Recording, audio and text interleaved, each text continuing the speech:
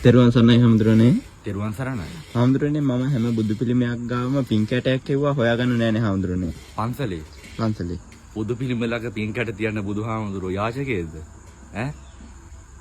කවදාවත් බුදුරජාණන් වහන්සේ නමක්, ඒ කියන්නේ භාග්‍යවතුන් වහන්සේගේ ශ්‍රී ශරීරය විදහාපානේ කිසියම් ස්ථානයේ චෛත්‍යයක් ළඟ හෝ බුදු කුටියක් ළඟ හෝ බෝධීන් වහන්සේ නමක් ළඟ හෝ පින් කැටයක් තිබ්බොත් ඒ පින් කැටේට සත 5ක් දාන්න එපා. ඒ වගේම තමයි පින් කැට හයි කරන්නත් එපා. ඒ වැඩේ භාග්‍යවත් බුදුරජාණන් වහන්සේට කරන ලොකුම ලොකු නින්දාවක්. ඒක වැරදි. බුදුරජාණන් වහන්සේ හිගන්නේ යාචකයෙක් නෙවෙයි.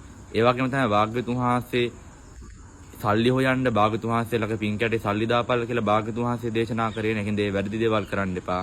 ඒ වගේම තමයි ඔයාට විහාරස්ථානයේ වැඩි දියුණුව සංවර්ධනය පිණිස ආධාරයක් කරන්න ඕනෙම නම් ඔයාට හැකියාවක් තියෙනවා. මොකද්ද? අන්න අර දානශාලාවේ දායක පින්වතුන් කතා බහ වෙලා පින් කැටයක් තියලා තියෙනවා.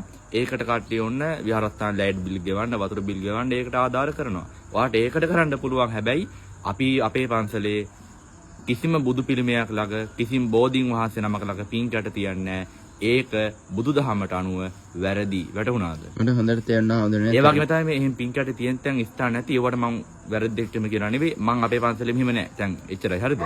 ඔයාට දාන්න උනා අතට ගිහින් දාන්න. නැතුව මේ බුදු පිළිම ළඟ පින් කැට නැහැ. වැටුණාද? මට හොඳට තේරුණා නේ. හරි. තෙරුවන් සරණයි.